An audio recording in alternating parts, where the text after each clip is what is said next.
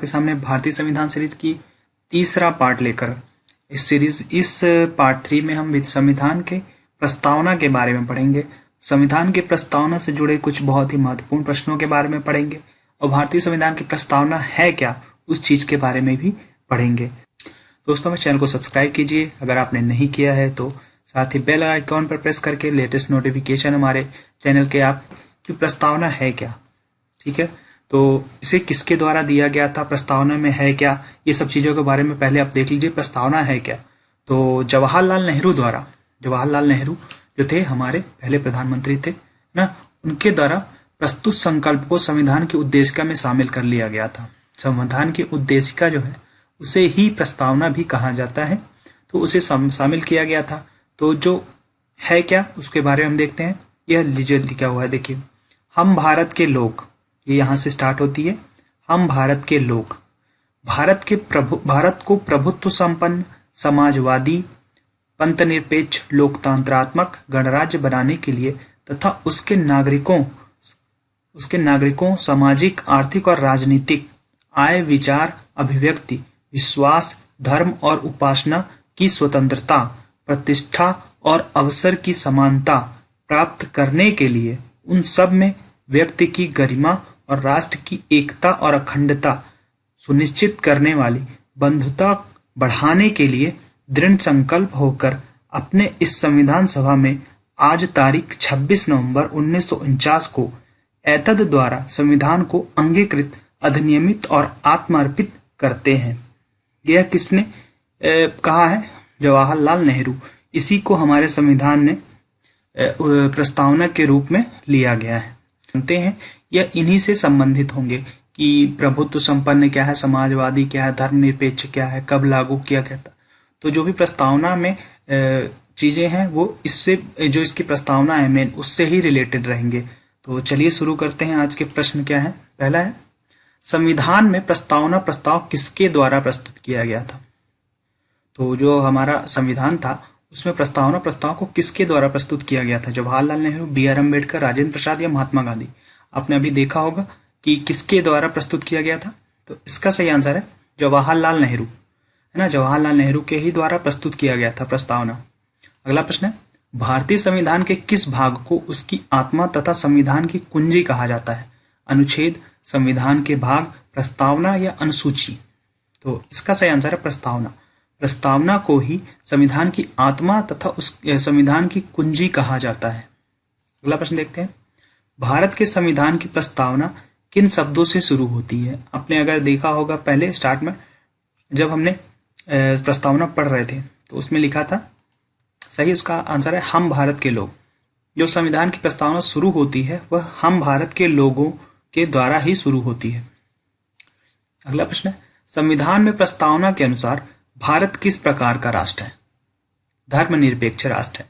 भारत एक किस प्रकार का राष्ट्र है? धर्मनिरपेक्ष राष्ट्र है। संविधान के प्रस्तावना के अनुसार एक धर्म पक्ष नहीं है, यहाँ पे एक धर्म को महत्व नहीं दिया जाता, सभी धर्मों को महत्व दिया जाता है, तो यह धर्मनिरपेक्ष राष्ट्र है। अगला प्रश्न है, धर्मनिरपेक्ष का अर्थ क्या है? अभी मैंने कुछ देर पहले अभी बताया कि धर्मनिरपेक्ष का अर्थ क्या है। एक धर्म के पक्ष में विशेष धर्मों का महत्व, ये सभी धर्मों का महत्व, ये इनमें से कोई नहीं। तो इसका सही जो आंसर है वह है सभी धर्मों का महत्व। धर्मनिरपेक्ष मतलब किसी भी एक धर्म को महत्व नहीं दिया जाता, सभी धर्मों का अपना महत्व है। अगला प्रश्न है, संविधान की प्रस्तावना में भारत के बारे में किन चीजों का उल्लेख है? प्रभुत्व संपन्नता, समाजवादी, प्रजातांत्रिक गणराज्य या यह सभी? आपने अभी मैंने उसमें टिक किया था कि कौन कौन से वर्ड महत्व है, वो बहुत ही महत्वपूर्ण है प्रस्तावना के हिसाब से। अगला इसका सही जो आंसर है वह है यह सभी। संविधान की प्रस्तावना में यह सभी को उल्लेख किया गया है। भारतीय संविधान की उद्देशिका में नहीं है, कौन सी चीज जो है भारतीय संविधान की उद्देशिका में नहीं है? सामाजिकता, लोक कल्याण, एकता, अखंडता या बंधुता? इसका सही आंसर है लोक कल्याण। भारतीय संविधान की उद्देशिका में लोक कल्याण का जिक्र नहीं है। अगला प्रश्न है, भारत को गणराज्य मुख्य रूप से क्यों माना जाता है? लोगों के राज, यहाँ लोगों का राज चलता है इसलिए, राज्य अध्यक्ष स्वयं बन जाता है इसलिए, यह राज्य अध्यक्ष का चुनाव होता है इसलिए, यह राज्य अध्यक्ष को केंद्र द्वारा चुना जाता है इसलिए। तो गणराज्य मुख्य रूप से इसे क्यों माना जाता है? इसका सही आंसर है जो राज्य अध्यक्ष होता है उसका चुनाव होता है, इसलिए इसे गणराज्य कहा जाता है। अगला प्रश्न है, भारतीय संविधान की उद्देशिका में परिवर्तन संशोधन किस अधिनियम से किए गए थे?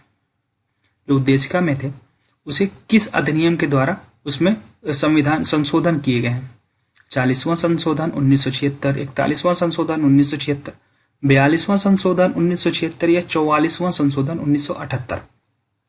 तो हमारी प्रस्तावना या उद्देशिका में जो संशोधन किए गए वो किस अधिनियम के द्वारा किए गए? तो उसका सही आंसर है 42वां संशोधन। जो 42वां संशोधन था उसके द्वारा उद्देशिका में संशोधन किए गए थे, जिसमें सभी वयस्कों को मतदान का अधिकार प्रदान किया जाता है।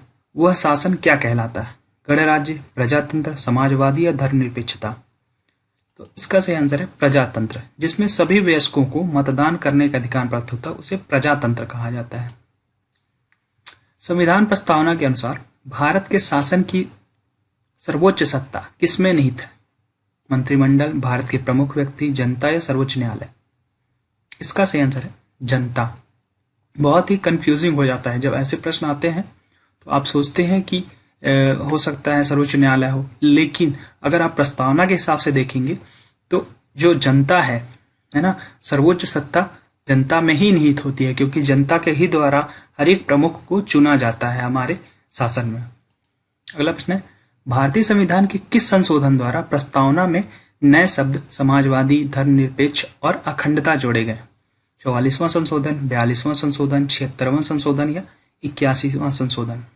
इसका सही आंसर है 42वें संशोधन। 42वें संशोधन के द्वारा भारत में जो संशोधन है, हमारा संविधान है, उसमें समाजवादी, धर्मनिरपेक्ष और अखंडता ये शब्द जोड़े गए थे।